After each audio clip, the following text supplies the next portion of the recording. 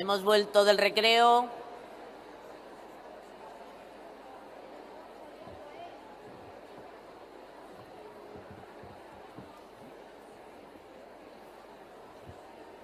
Comenzamos, por favor.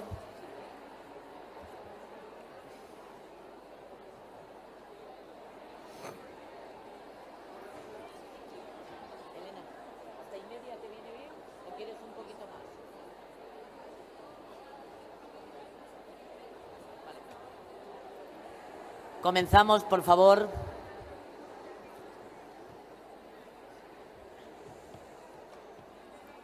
Únicamente dos avisos. El primero de ellos es que, como podéis observar, a las 6:30, una vez que Elena nos haya hablado, a las 6:30 va a haber un momento de coloquio. Como comprenderéis, el tema coloquio se complica. Entonces, solamente os ruego una cuestión para el coloquio, y es que me obedezcáis. ¿Qué me va a gustar a mí que alguien me obedezca? Porque lo intentaremos hacer de una manera ordenada. A ver si podemos. Luego ya miramos si pudimos o no. Por otro lado, avisaros que todo lo del recreo anterior era gratis. Se me olvidó decirlo antes.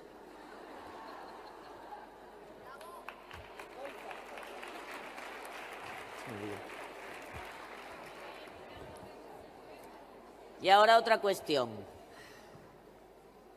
Visca Valencia.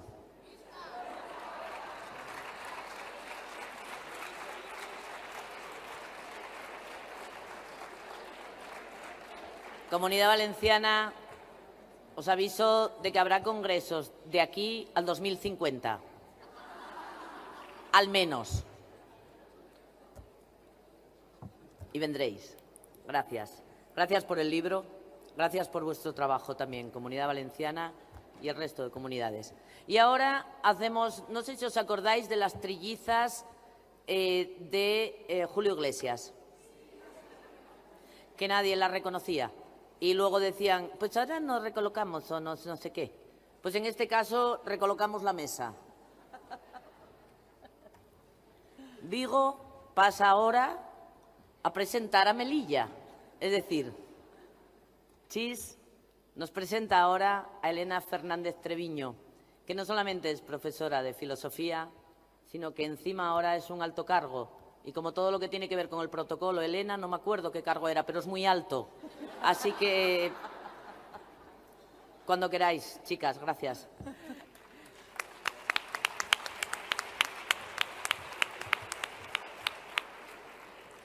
Hola de nuevo y gracias por seguir aquí, por haber vuelto a una hora prudente del recreo. Este congreso es la bomba, porque además, encima, cumplimos con los tiempos, que ya eso es increíble. Ni qué contaros la alegría que tengo de estar en esta mesa acompañando y presentando a Elena, porque si hay algo importante en la vida es la amistad y la coeducación nos lleva a la amistad. Antes os hablaba del proyecto Bata. Toda la gente que hicimos el proyecto Bata, ahora tenemos el cine Bata y somos súper amigos. A Elena la conocí en el Niemeyer cuando comentamos aquí antes que había habido aquel congreso maravilloso de educación, coeducación también, y en el que Marián también estaba. Ahí forjamos un poco más nuestra amistad y ahí apareció este soplo del sur. Bueno, yo cuando conocí a Elena ya dije, esta para siempre, porque, en fin. Y eso que no hablamos de casarnos porque somos así de ácratas, pero casi. En fin. Dormimos juntas. Bueno, sabéis que lo público y lo privado no tiene fronteras y lo personal es político. Venga, Elena viene de Melilla, como bien sabéis, y además Elena es muy curiosa su evolución, porque ella empezó estudiando Derecho.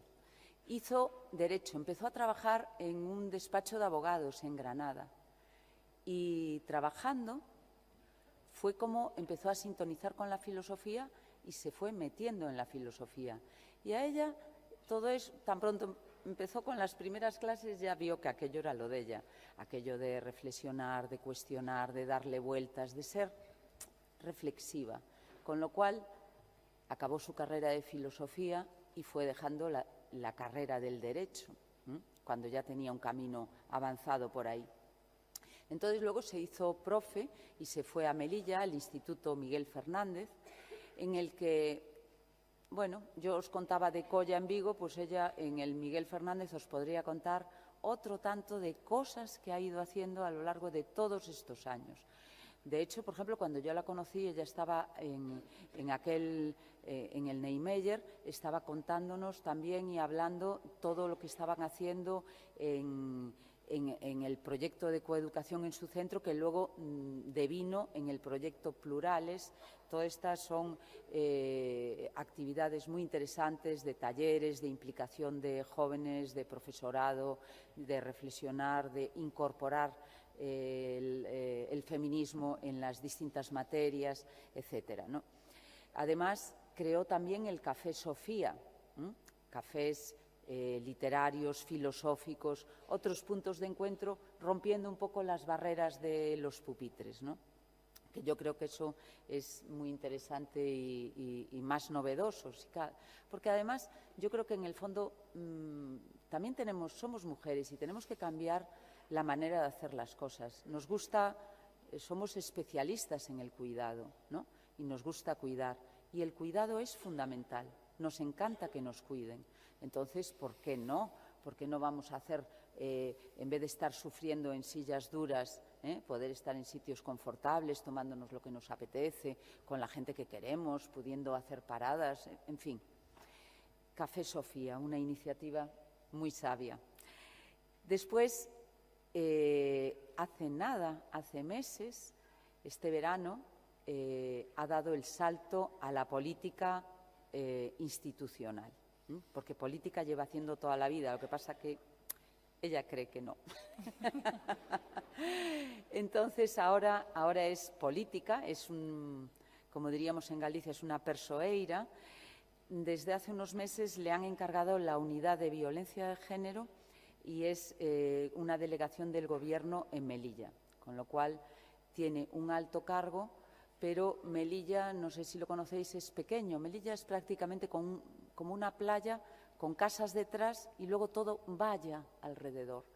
Y entonces en Melilla la gente se conoce, pero en Melilla confluyen culturas, cultura católica, cultura musulmana, cultura judía, y con muchísimos problemas, los problemas de la frontera, los problemas multiétnicos y demás. Y os podéis imaginar, en este caldo de cultivo, la violencia de género lo tiene muy fácil. Y entonces a Elena le toca este mogollón, nunca mejor dicho, porque tiene que echar mano de cantidad de cosas que están pasando ahí y sin experiencia política, además, en esta gestión. Pero lo está haciendo, a mi modo de ver, muy bien, porque le está poniendo cuidado, le está poniendo empatía y le está poniendo cariño. Fijaros que comentábamos estos días que claro, ella, por su manera de ser, acaba implicada conociendo a las mujeres víctimas. Las mujeres víctimas tienen su teléfono, la llaman de noche, ella está pendiente, lleva el seguimiento. O sea, es otra manera de hacer política, lo veis, ¿no? Ella, por ejemplo, con los policías, claro, los policías están trabajando con ella, pues es muy importante, esta gente no siempre tiene la sensibilidad y la formación que se requiere en casos de tanta urgencia y de tanta delicadeza. Pues Elena los va llevando con ese savoir-faire de mano izquierda, de que no se molesten cuando les das un toque, etcétera, etcétera. Con lo cual, yo creo que estas otras maneras de hacer política tienen que también impregnar nuestro mundo y nuestra sociedad. Por eso yo también quiero felicitar a Elena públicamente por esta manera nueva de hacer política.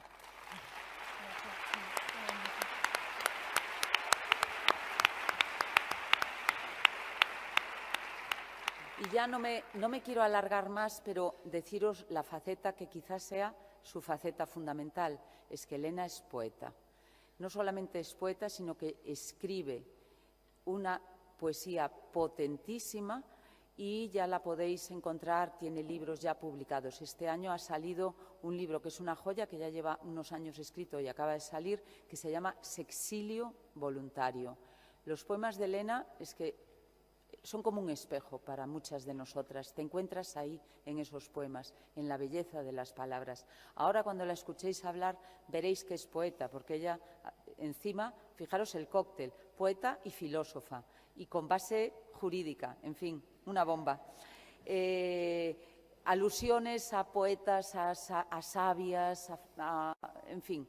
Nos podría hablar de Teresa de Jesús, de María Zambrano, de Hipatia, de las clásicas todas, hasta de las del arte contemporáneo. Ayer descubrimos que éramos fan de Judith Chicago, la que tiene la instalación La Mesa, esa en el Museo de Brooklyn. En fin, os dejo con Elena y creo que lo vais a disfrutar. Disfrutar de sus palabras y de su sabiduría. Muchas gracias.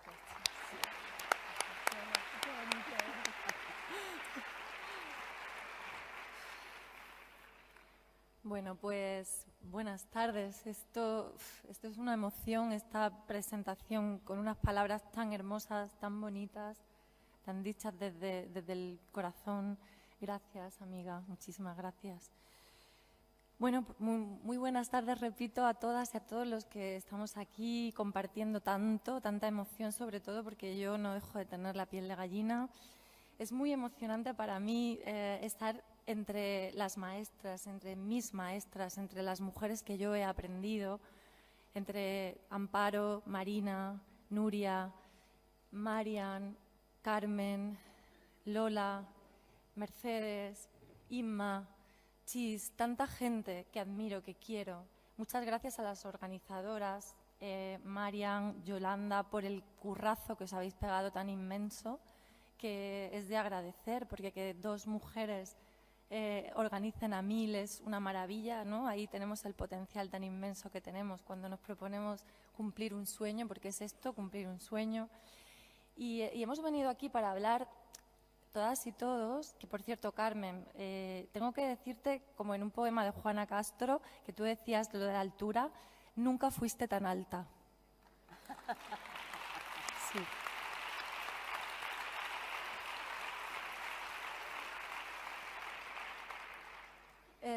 Digo que hemos venido todas y todas aquí para hablar de una batalla que hemos ya ganado, pero que aún estamos entablando. Yo creo que esta batalla, ¿no? Estamos asistiendo, y esto es una buena prueba de ello, al final claro del patriarcado. Yo creo que esto es el principio del fin, ya lleva siendo tiempo, ¿no? Pero creo que estamos asistiendo a una transformación importante. Y hemos venido por tierra, mar y aire. Bueno, casi no llego porque el avión de Melilla, al llegar, nos dijeron que estábamos fuera, que no salía el avión, y entonces me iba a dar algo. Y luego estábamos en lista de espera, y cuando nos llamaron yo escuchaba los nombres de las que nos iban llamando como si fuéramos al paredón, porque yo decía, ojalá me llamen, porque era como, por favor, ¿no?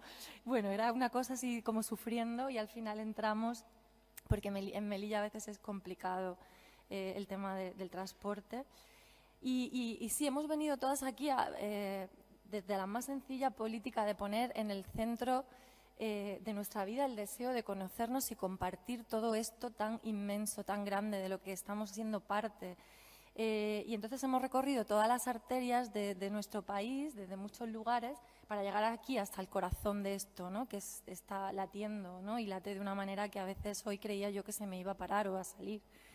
Y siento, ¿no? Y aquí cito a Teresa, que ha dicho Chis, ¿no? A Teresa de Ávila, ¿no? Siento que esto es un congreso vivo, ¿no? Ella hablaba de libro vivo, pues yo hablo de congreso vivo, porque preexistió, estaba ya ahí antes, cuando estábamos relacionándonos en las redes sociales, porque está aquí y está vivo y se está transformando en todo esto que se está creando hoy, en unas redes tan importantes de todos los sitios de España, en unas redes tan necesarias de amor y de seguridad, para poder encajar todo esto, incluso todas estas críticas del programa tan inmenso escolar, porque, bueno, las cosas inmensas tienen también todo esto, ¿no? Que no dejan indiferente a la reacción neomachista, ¿no?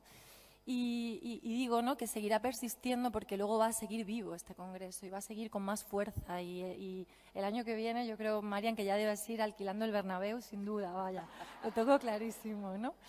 Bien, pues yo he puesto la segunda en la primera y la primera en la segunda, pero no pasa nada. Entonces me voy para atrás y me voy a una frase que a mí, esta frase me la preguntó una alumna cuando yo llevaba 1 año y medio dando clase. Tenía 27 años aproximadamente yo y llevaba 1 curso y medio y de repente me dice un día en clase, ¿no? Profesora, ¿no hay mujeres filósofas? Claro, yo de repente, yo que había dejado el derecho, que amaba lo que hacía, que enseñaba mi asignatura, pensando pues que lo estaba haciendo muy bien, de repente ella empezó a tirar de unos hilos, o tiró de unos hilos que me hicieron pensar. Yo de repente le contesté, sí, claro, bueno, pues yo estudié en la carrera...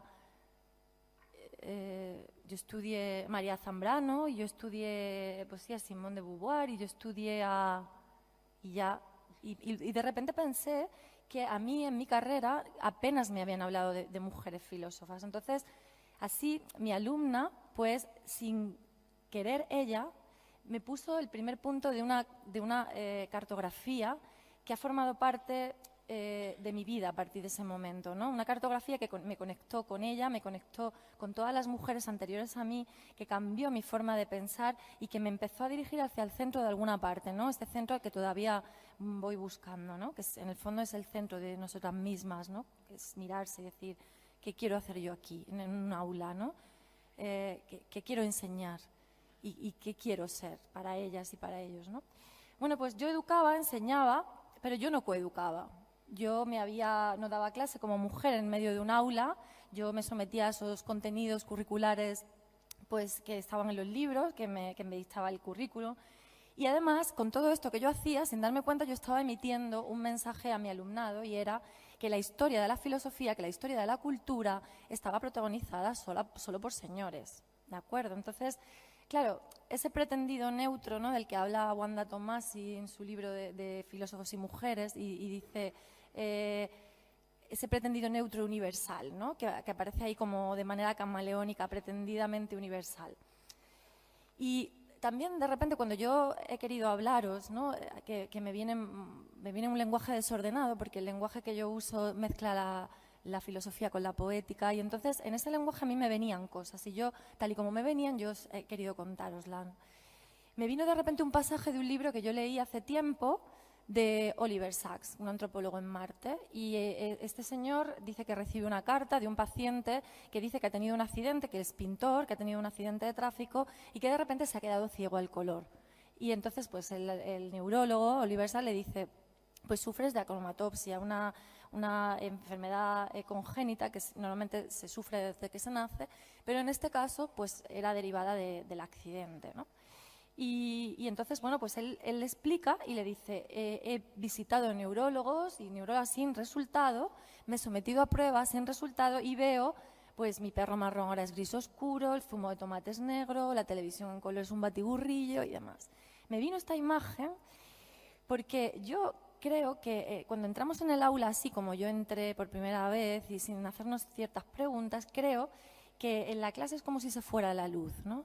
Tampoco podemos darnos mucha cuenta de esto porque todo ahí fuera también insiste en ser en blanco y negro.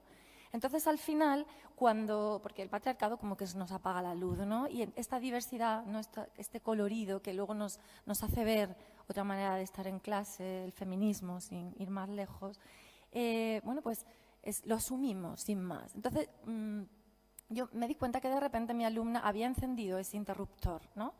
Y que fue muy importante su pregunta en un momento dado, ¿no? Y lo importante también de la escucha. Además, hace tiempo escuché a Eulalia Bosch, la escuché también en el Congreso de Avilés, y recuerdo haberla oído hablar del Observatorio del Roque de los Muchachos, que son unos observatorios en el Parque Nacional de la Caldera de Taburiente a 2.300, casi 400 metros de altitud, y donde se encuentra una de las baterías de telescopios más importantes del mundo, y hay dos de esos telescopios, el Herschel y el Liverpool, que son capaces de detectar a 40 años luz de la Tierra 7 planetas con condiciones potenciales para albergar agua y también vida. Además, ella dijo en esa conferencia que cuando la materia se calienta hasta 100.000 veces la temperatura del centro del Sol, que todo se descompone, la materia, los núcleos, todo se digrega en lo que llamaríamos esa sopa cósmica, ¿no?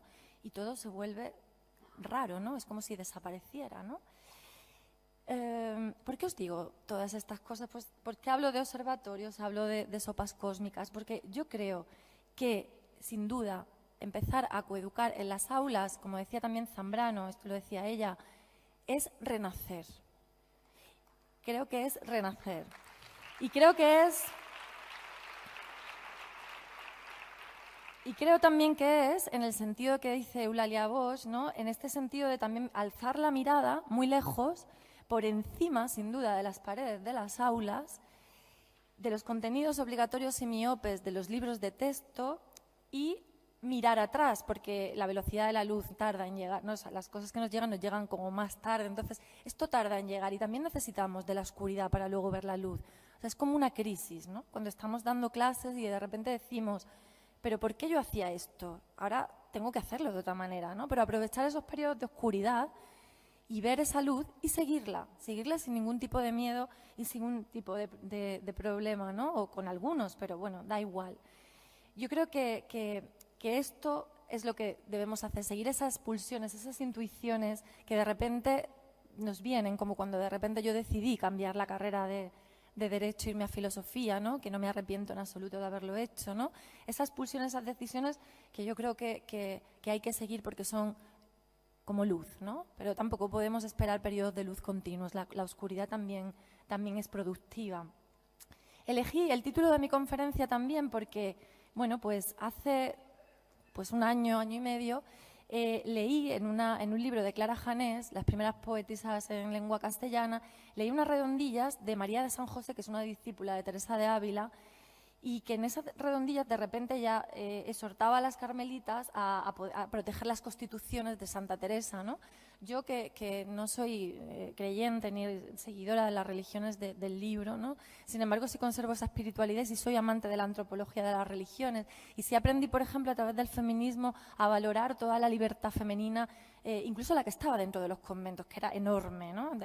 Todo el periodo medieval, ¿no? Que a veces ha sido tan oscuro para las profes de filosofía, ¿no? Que era como, esto no es pensamiento, es teología, ¿no? Qué gran mentira, ¿no? Cuánto nos han ocultado también, ¿no? Cuánto nos ha ocultado la gran historia de las ideas, ¿no? Porque hay otra historia, ¿no? La verdadera, la que se está haciendo hoy aquí, por ejemplo, ¿no? Entonces, esa frase que decía, somos mujeres, pregunto, ¿cómo seremos oídas? Y el cómo seremos oídas me pareció tan bonito, porque ya no es cuándo seremos oídas, sino también cómo seremos oídas, cómo escuchamos al alumnado en clase, cómo nos escuchamos desde dentro, ¿no? Y decimos qué queremos hacer, a qué preguntas queremos responder, qué les queremos enseñar, ¿no? Y también porque pienso, ¿no? Y me sigue pasando que en mi trabajo sucede mucho esto, ¿no? No hay un verdadero acto de escucha, ¿no? No hay pues ese lenguaje que a veces yo siento que nos representa, ¿no? El mismo patriarcado que ha creado un Estado de este tipo, machista, patriarcal, en blanco y negro, luego le pone palabras a la solución de la violencia, ¿no? Y esa solución, ¿no? También te pasará a ti, Carmen, muchas veces no reconoce el lenguaje. Nosotras las mujeres no reconocemos ese lenguaje, ¿no? Orden de protección, medida, riesgo alto, medio, bajo, lesiones, parte de lesiones, test de reconocimiento, un lenguaje que a mí me falta, y por eso creo que es necesario reivindicar otro lenguaje desde otro lugar, recuperar ese simbólico femenino, todo ese legado femenino del lenguaje, decir lo que no se ha dicho, pensar lo que no se ha pensado desde otro lugar. Y eso también lo intento yo hacer y también lo hacemos todas las que estamos aquí y todos los que estamos aquí porque lo hacemos o pretendemos hacerlo desde otro lugar. Esto que os digo, claro, es como la toma de conciencia, esta luz que me despertó mi alumna, ¿no? Esa toma de conciencia que se llama feminismo, que ya hasta este nombre se le está quedando pequeño, ¿verdad? Porque de lo grande que ya es y en lo que se está convirtiendo, ¿no? Esta toma de conciencia, cuando la empezamos a practicar en los coles, en las aulas de los institutos, en los claustros y demás, y esto lo escucho mucho también hoy, es un trabajo muy voluntarista, porque las leyes están ahí, hay 4 leyes mínimo, ¿no? nacionales que nos compelen a trabajar la educación en igualdad en las aulas, pero no es una cuestión legal y lo sabemos, aunque no estemos siendo legales, cuando deberíamos estar siendo legales y aplicarlo en las aulas, ¿no? Y bueno, pues sigue siendo una cuestión voluntarista y una cuestión pues a veces muy solitaria, ¿no? Y muy desagradecida. Pero bueno, tenemos que ser inasequibles al desaliento. Creo que hay que seguir siempre, caminar siempre, seguir siempre, ¿no? Y ya vemos que ha habido mujeres anteriores y hay mujeres cerca que llevan haciéndolo 40 años sin cansarse o cansándose y siguiendo, ¿no? Da igual. Cuando empezamos esta labor tenemos mucha sensación de orfandad, ¿no? Mucha sensación de que hay algo ahí que nos falta, ¿no? Y es que yo creo también, y eso tiene que ver con el lenguaje, no sé si vais a compartir o no mi teoría, que hemos dejado de lado también mucho, porque nos hemos metido en este lenguaje, ¿no? Y en esta forma de proceder, burocrática, procedimental, ¿no? De leyes, de normas, de currículos, de papeles, ¿no? Y hemos dejado esa relación dual, de lado esa relación dual primigenia, que creo que es la base de toda educación y que es la relación con la madre. Yo creo que a hablar enseñan las madres, a leer enseñan las maestras, fundamentalmente, y eso muchas veces lo perdemos. Y cuando entramos a educar en un mundo ya, socializar en este mundo, todo está manejado ya por una ley del padre, ¿no? Por un patriarcado que no reconocemos, que no nos representa, con un lenguaje que se ha roto. Y cuando todo se ha roto ya, queremos ponerle solución. Y cuando el Estado se la quiere poner, se la pone con el mismo lenguaje. Inventemos otro lenguaje y otra manera de hacer y de ser y de hablar y de expresarnos. Hagámoslo.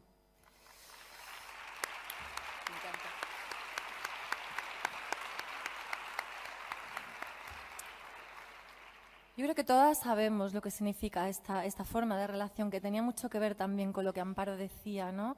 Esta empatía, ¿no? El amor, ¿no? ¿Por qué no traer la palabra amor, ¿no? Que es algo que traemos tanto las coeducadoras a las aulas y la reivindicamos. ¿Por qué no, no? Y claro, cuando decimos que las mujeres no son escuchadas, no somos escuchadas, que parece que hemos perdido la voz, que alguien nos la ha arrebatado, pues es realmente, pues es una labor de soledad y casi de impotencia, ¿no? Pues no, yo creo que hay que seguir y que tenemos que seguir siempre, ¿no? Que rebelarnos contra este canon universal y masculino y contra este lenguaje. Y por eso nombrar, y nombrar bien, ¿no? Y recuperar un lenguaje es mucho más allá que esto de cuando hablamos de lenguaje inclusivo, ¿no? Cuando hay tanta crítica con el lenguaje inclusivo, fijaos, ¿no? Hay tanto que nombrar, tanto que reinventar, ¿no? Ya lo decía Betty Friedan cuando escribía La mística de la feminidad y nos decía el malestar que no tiene nombre. Si hay cosas que ni siquiera podemos decir, si hay cosas que no podemos nombrar, porque todo está dicho, pensado por otros, ¿no? Pues yo creo que es importante inventar ese lenguaje simbólico nuevo, y eso pasa no solo por cambiar de la O la A, que también, ¿no? Pero es muchas más cosas, ¿no? Miremos, por ejemplo, y os traigo aquí un ejemplo de hace 2 años de una noticia del País que dice: las 30 personas más influyentes en el mundo de habla hispana. Bueno, es analizar esto da mucho juego, ¿eh? O sea, 4 mujeres, 26 hombres, ¿no? Pero claro, ya si analizamos un poco los hombres, que muchas veces no sé si los veis bien, ¿no? Pero claro, en fin, ¿para quién, no? O sea, este poder influyente es para quién, ¿no? O sea, claro, 2 papas, de repente aparece pues Paulo Coelho como escritor, ¿no? O, por ejemplo, Javier Marías. En fin, ya me empieza a picar un poco todo así. Y es como, o sea, no sé, ¿no? O sea, ¿a quién, para quién este poder, ¿no? ¿Dónde? No sé, quiero decir que por esto, ¿no? Pero claro, lo más preocupante de esto es que esta noticia no está sola, ¿no? Que si luego de repente nos vamos a los libros de texto de los currículos escolares, como dice Ana López Navajas, esta valenciana que ha hecho esta investigación tan interesante sobre los libros de texto, nos dice que sí, que estamos educando en igualdad, pero luego eso está muy lejos de ser verdad, porque reproducimos todo lo que dicen los libros y ya está, y no cuestionamos nada, lo decimos y no pasa nada, y que hay un 7,6% de mujeres solo en todas las materias, ¿no? Entonces, claro, luego nos extrañamos ¿no? Porque toda esta violencia también estructural es un continuum, ¿no? No nace de la nada, de repente, ¿no? Entonces, que no nos traguemos esto, ¿no? Obviamente el canon va a cambiar, cambiará. Creo que está cambiando. Creo que somos muchas ya las que no utilizamos libro de texto o nos rebelamos contra los libros de texto y un poco jugamos con esa libertad que, bueno, que también nos dan las leyes para decir estamos coeducando y estamos cumpliendo la ley y si no estamos siguiendo el temario porque por otro lado la ley nos dice esto otro, en fin. Y entonces, pues podemos sin duda coger esto y jugar un poco, ¿no? Yo creo que ningún inspector, porque además podemos hacerle, como venga el inspector de turno, le hacemos todo un discurso feminista y le empezamos a justificar todo el por qué lo hacemos y seguro que, como no suelen tener tampoco mucha idea, pues igual no tienen ni que contestarnos, ¿no? Sí, es un poco así, ¿no? Entonces digo que el canon cambiará y lo hará más deprisa, si cabe, si las mujeres que enseñamos, que escribimos, que creamos, que hacemos cualquier tipo de arte, que tomamos decisiones también, ¿no? Dejamos de situarnos en lugares neutros, huecos, descentralizados. Si estamos ahí como mujer y enseñando, creando, diciendo, creando, haciendo poesía o encargos de poder, pues bueno, pues como mujeres, ¿no? Y con todo lo que ya tenemos, ¿no? Es decir, buscando todos esos referentes, porque desde luego desorden y falta de sentidos libres de lo femenino hay un montón, pero también referentes y lugares de luz hay muchísimos. Aquí tenemos unos cuantos.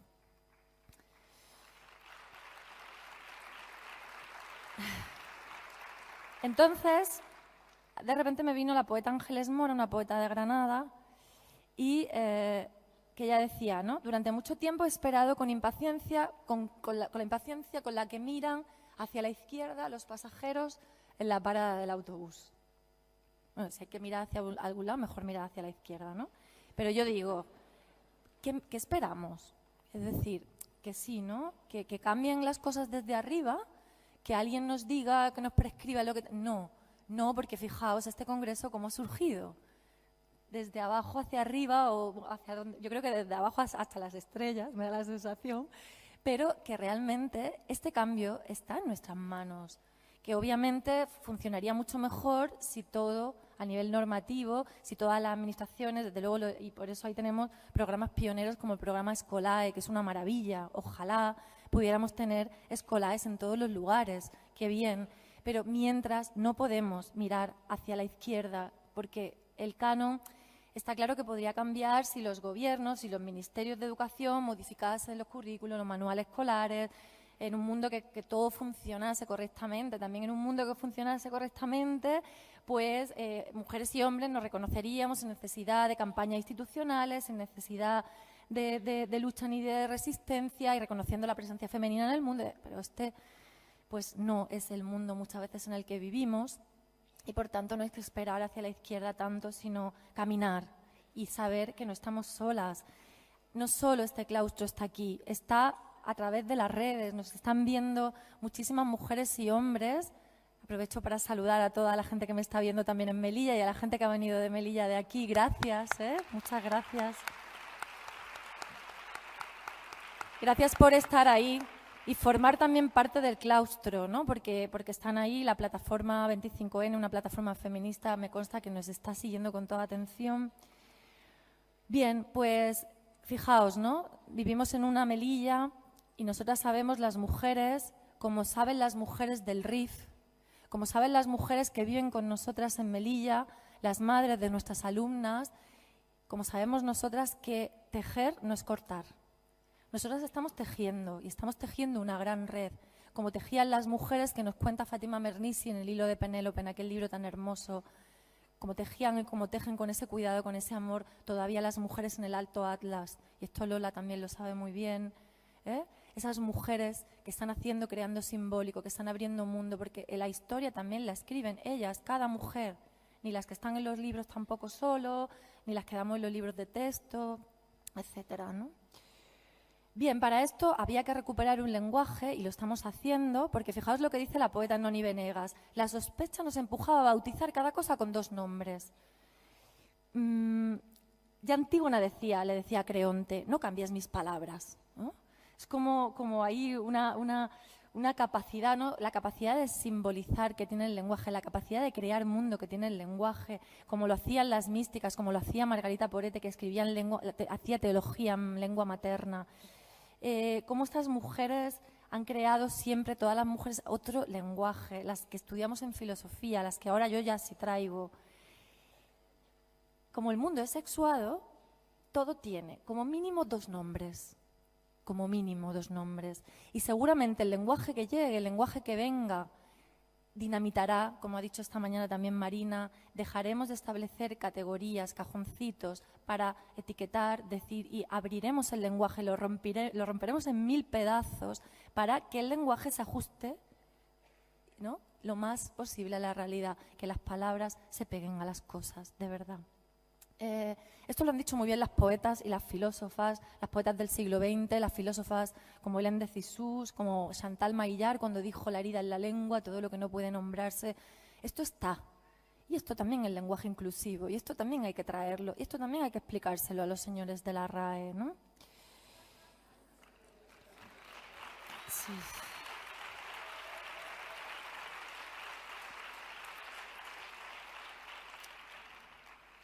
Bueno, pues fijaos ahí, ¿no? Dice Pat Bataner, es necesario feminizarlo todo, no solo la RAE, en un artículo del 2017. Claro, hay que descentralizar e inventar los lugares, como digo, del hacer, del decir, del pensar, y pensar en una voz propia. Un ejemplo de esto, claro, yo lo encuentro mucho en la filosofía y en las filósofas que rescato, y también en las poetas del siglo XX, ¿no? Aunque luego llegue el señor de la editorial Chus Visor, y perdonadme, ¿no? Perdonadme cuando traigo patriarcado aquí, ¿no? Cuando de repente decimos nombres como este, ¿no? Porque este señor que lleva la editorial Visor, esta de tapa negra de poesía más importante hispanoamericana, dijo que por cada 4 poetas o 5 hombres había una mujer si llegaba, ¿no?, poeta mujer, ¿no? Este tipo de señor que igual entiende más de hamburguesas y de, ¿no? Porque el Avisor es como la hamburguesería de los libros de poesía o algo así. Quiero decir, este señor puede entender de poesía lo mismo que yo, no sé, de escarabajos colorados, no sé, quiero decir. Él produce libros así como en serie, pero no sé, habría que cuestionar mucho lo que entiende de poesía, ¿no? Entonces, este señor pues dijo esto. Y entonces yo pues simplemente voy a leer un poema de una poeta, María Ángeles Pérez López, maravillosa, profesora de la Universidad de Salamanca, de literatura. La mujer es pájaro que arrasa las tardes encendidas por el sol, mientras pinta en su cuerpo la memoria como una flor de piedra para el aire. En cada poro exacto, imperceptible, quedan fijados libros y retratos. El altísimo arco de su entrada sostiene contra el tiempo y su malogro las piernas del Atlante que sujeta las horas y los días, los trabajos, como almirez que canta su trajín. No hay mayor fijación, mayor anclaje en la lenta caída hacia la muerte de los muros, los auges, los vencejos, y a la vez con su piercing en la lengua, con la lengua dorada de metal, la mujer mueve el mundo y lo trastorna, lo arrasa como un pájaro las tardes e inventa superficies cariñosas, con plumas y atavíos muy diversos, con brújula y castigo del lugar en que duermen los hombres y las diosas, cuya falda es de jade y de distancia. María Ángeles Pérez López.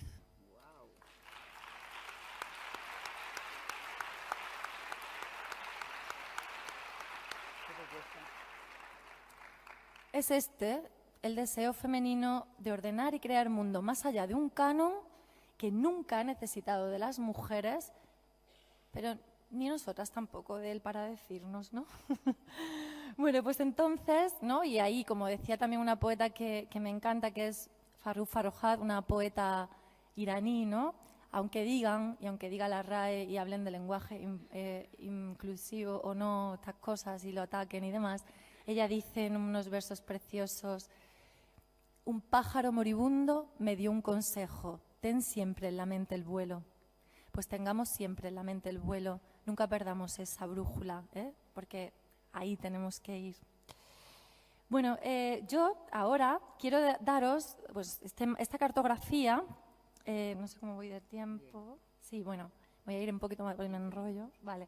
Bueno, pues ese inicio de mi cartografía, que lo hizo mi alumna con esta pregunta de no hay mujeres filósofas, y que me hizo leer un montón de mujeres. De hecho, de repente dejé de leer a hombres durante un tiempo. Bueno, había leído casi pues un montón de años de mi vida, ¿no?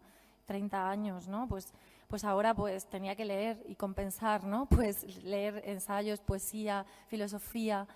Y esto, claro, hizo que yo me replanteara la asignatura completamente distinta y que empezara también a cambiar todo el centro educativo, o sea, todo lo que dependía de mí, del centro, ¿no? Pues crearlo, ¿no? Porque también esa es la libertad que tenemos, ¿no? La libertad hay que considerarla solo como una conquista o como un deseo, sino también como una libertad de creación.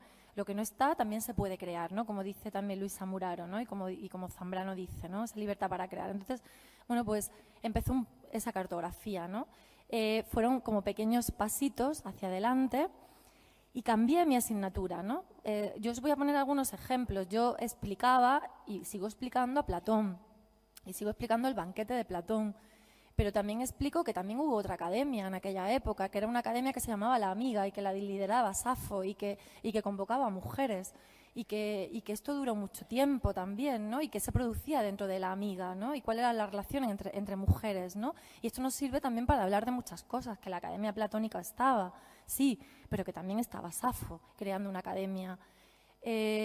O cuando les hablo del banquete, pues también les traigo otros banquetes, ¿no? Porque el banquete de Platón, que es un diálogo hermoso, solo convoca a hombres hablando sobre el amor, es maravilloso, ¿no? Es para escribir otro libro sobre ese libro de Platón.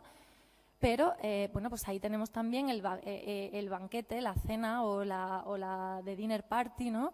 Que la cena, fiesta-cena, que convoca Judith Chicago y que está expuesta en el Museo Brooklyn de Nueva York y que ahí, bueno, pues tiene a 39 mujeres con sus platos, que ella hizo uno a uno a mano, ¿no? Y que elaboró, que pintó, que creó y que las fue poniendo ahí a 39 mujeres y en el suelo, en baldosas triangulares, hay 999 mujeres ahí, los nombres de 999. Pero fijaros, en aquella época que ella hizo esto, en los 70, no existía Internet. Esta mujer lo hizo con una labor de investigación, de búsqueda de libros en bibliotecas, con un equipo que la ayudó. Con todo y con eso consiguió todo ese legado de mujeres. Imposible que nosotras ahora digamos o que escuchemos la frase que algún compañero, incluso de departamento, que nos diga, pero si no hay, ¿no? Cuando ya Judith Chicago en los 70 estaba poniendo a más de 1000, ¿no? O sea, que esto, bueno, que lo sepamos y que lo traigamos también, porque traer este banquete donde están representadas muchas de las mujeres que han hecho historia, pues también nos invita a hablar y a compartir en el alumnado otro banquete particular, ¿no? Y por qué no hacer un banquete en clase, ¿no? Y sentarlos a ellos y a ellas, ¿no? O aquí, por ejemplo, hablarles también, pues de toda la metafísica y no hacerlo solo a través de Aristóteles, ¿no? Hacerlo, pues, saltando, pues, por ejemplo, al Quijote, ¿no? Que hay un poema muy bonito que le dice la yegua a Rocinante, le dice, ¿pero qué te pasa? Que no comes, que estás muy delgado. Y dice él, metafísico estoy, ¿no? Porque estaba enamorado, ¿no? Entonces, pues, traer esto y hablar cómo la metafísica es algo que te saca de sí, cómo eso conectarlo con Teresa y con la mística y con las beguinas, ¿no? Porque este movimiento de beguinas que se inicia en el siglo XII, que termina en el siglo XX, pues es desconocido, por ejemplo, para la historia de la filosofía. Cuando hay cientos de mujeres en toda Europa creando, haciendo, escribiendo en espacios de libertad femenina, ¿no? Buscad sobre ellas y vais a alucinar, seguro que las conocéis ya. Cómo esta mística me conecta para hablar con mi alumnado de otras místicas, de otras religiones, y hablarles de una mística heterodoxa y hablarles de los moravos que hay en Marruecos, que son lugares de culto heterodoxos, que ya se están perdiendo, se están quedando vacíos frente a las mezquitas, o hablarles de los tatuajes de las mujeres bereberes o otras cuestiones. Es decir, solo hay que tener ganas, un poquito de imaginación y, sobre todo, pensar, ¿qué quiero yo que conecte con sus vidas y cómo puedo traerlo aquí al aula, ¿no? O hablarles, pues, toda la historia del pensamiento siempre haciéndolo así, como con perspectiva de género. Si hablamos de Rousseau, que es un referente en pedagogía del 18, pues vamos a hablar de lo que le contesta Mary Wollstonecraft, ¿no? Que también me parece súper interesante, ¿no? Pues no sé, pues si hablamos de espejos, como ha dicho también antes Miguel Ángel, o hablamos de Virginia Woolf y hablamos de Lucy Garay, una filósofa del siglo XX que ha criticado toda la epistemología y ha tirado de otros hilos, ¿no? Y nos ha hablado de cosas maravillosas, de cómo romper con el lenguaje, de cómo tirar de otra teoría del conocimiento. Es decir, ir transformando lo que queremos transmitir y hacerlo desde otros lugares, porque ya todos los estudios de género nos han traído todos esos estudios de las mujeres y tenemos que traerlos nosotras también a las aulas. Mi recorrido empezó primero con un plan de igualdad en nuestro centro en el 2009, después me sumo a Plurales, donde conozco a mujeres maravillosas también, como Nuria y como Amparo, que fueron en ese momento maestras y un ejemplo enorme a seguir. Y hicimos un equipo bonito y Plurales quedó, bueno, pues hicimos una red también de centros, 8 centros coeducativos de España que trabajábamos temas de coeducación y eso pues transformó nuestro centro y transformó nuestro plan de igualdad, que es como una criatura que se va transformando, ¿no? Porque comenzó con una compañera, Cristina Hernández González, pasó luego a mis manos, luego vino Plurales y luego esto se ha ido transformando. Ahora Cristina la ha vuelto a retomar. Ahí salimos. En el Melilla voy, Amparo y Nuria, ¿no? El Instituto de la Mujer evalúa el plan de igualdad del IES Miguel Fernández de Melilla. Empezó nuestro blog de coeducación, luego, junto con una compañera, Belén Varo, comenzaron los Cafés Sofías, porque ya entendimos que trabajar la coeducación no era solo contar con profesorado, que era importantísimo hacer espacios, crear espacios de libertad donde trabajar también con el alumnado, donde hacerles partícipes, en lugares donde ellos podían opinar, ellas y ellos podían opinar y discutir y hablar. Y fueron muchos los Cafés Sofías en la UNED sobre la igualdad de género. Hicimos un café filosófico después de la huelga del 8 de marzo, que fue maravilloso, un poder de convocatoria. Eso fue en un bar grande que nos prestaron y estaba lleno de alumnado. Bueno, pues fueron muchos los cafés sobre distintos temas, no solo sobre feminismo, ¿no? Sobre el Holocausto, sobre la tolerancia, sobre el tema de Dios, ¿no? En los que iba participando ahí en la librería de Melilla. También el alumnado venía siempre y se llenaba.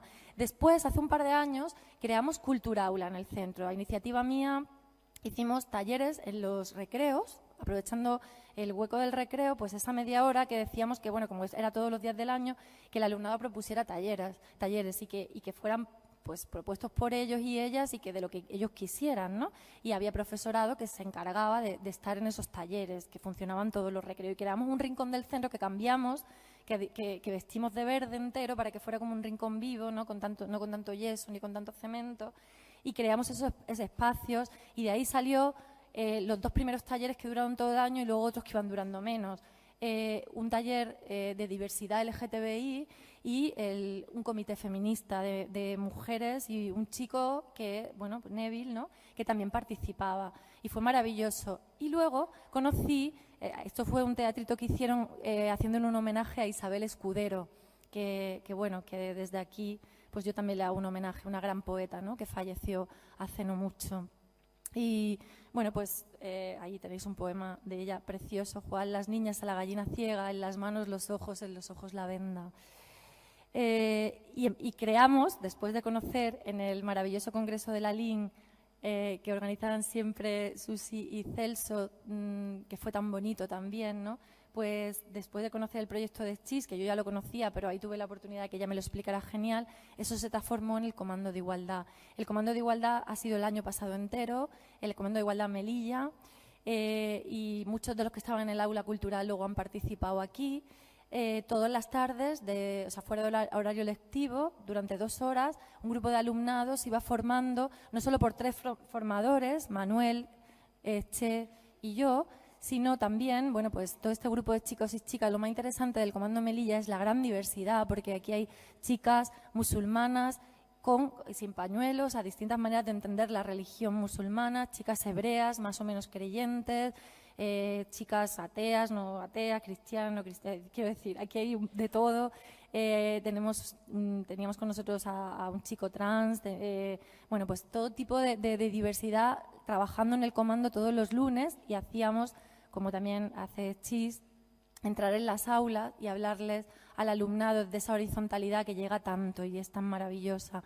salieron en la prensa, también el Comando Igualdad Melilla funcionó muy bien en el centro, fue maravilloso, participaban en la huelga feminista, en el 8 de marzo. Ahí, fijaros, la foto de abajo es la representación del Instituto Miguel Fernández, que si la manifestación era de X personas, la mitad era alumnado del Miguel Fernández, ¿no? Yo creo, porque en Melilla las huelgas tampoco son tan grandes, ¿no? Aunque a mí todo lo que se hace me parece inmenso.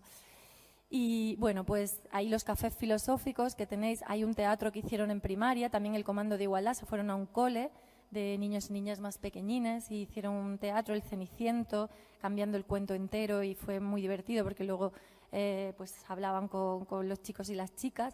Y lo más interesante también del comando es que abrimos el comando, el centro educativo, a que entraran otros agentes a formar a los chicos y a las chicas. Entonces, pues entraba gente de fuera que proponía, pues Elena, yo quiero ir a dar una sesión del comando de tal cosa. Por ejemplo, en el caso de Daniel y de Sonia, vinieron a hablarles de cuentos escritos por mujeres y luego pues leían microcuentos o cuentos un poquito más largos, y luego se daba pie a un debate y a una tertulia dialógica preciosa de intercambio que a veces acababa en una catarsis, ¿no? Porque allí pasaba de todo, ¿no? Y es precioso el proyecto. Y bueno, pues aquí la asociación Crisalis de familias de menores trans y Fidel y María, que vinieron a hablarles de esa asociación, ¿no? y de su caso particular de ellos y de su propia experiencia. Y poquito a poco pues el comando se fue formando. Ahora estoy al frente de la unidad. El comando sigue vivo y sigue latiendo en el centro. Es verdad que al no estar yo, igual ya no es igual, porque ellos también me extrañan y yo, bueno, pues a veces pasan estas cosas que te vas y nada es lo mismo, pero siguen ahí, van a seguir haciendo cosas y yo espero volver algún día, porque volveré, y seguir, obviamente, con el comando, que ha sido de las experiencias más maravillosas que he tenido, ¿no? Gracias también a iniciativas como la de CHIS. Me consta que ya existen grupos, y también ahora Iria lo ha hecho en Granada, me consta y mi amigo Juan de Murcia, grupos feministas en los institutos, de chicos y chicas que están haciendo cosas, y me parece maravilloso. Creo que es una iniciativa, porque la gente joven es el presente y el futuro. Y muchas veces tirar de docentes es más complicado, pero tirar de gente joven ilusionada que quiere transformar de verdad las cosas y que está convencida de ello es maravilloso. Bueno, pues el comando en la radio, el comando en la tele, el comando también en los periódicos, ¿no? Y esto ellos, ahí tenéis a Mimón, que era un crack, era un filósofo y un feminista maravilloso, ¿no? Porque también había chicos en el comando maravillosos. Bien, pues con esto ya termino porque podría seguir. Muchísimas gracias, ha sido un placer estar aquí. Gracias.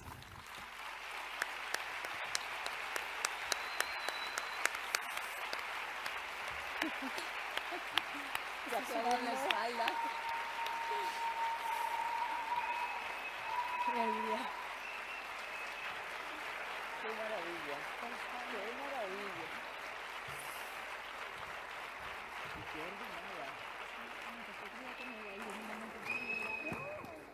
Gracias, gracias Melilla. Ahora ni siquiera ellas y él lo saben. Por favor, todas las personas que hoy hayan hablado en este escenario, excepto en la inauguración. No, pero no, porque no hay sitio. No, me estáis entendiendo mal.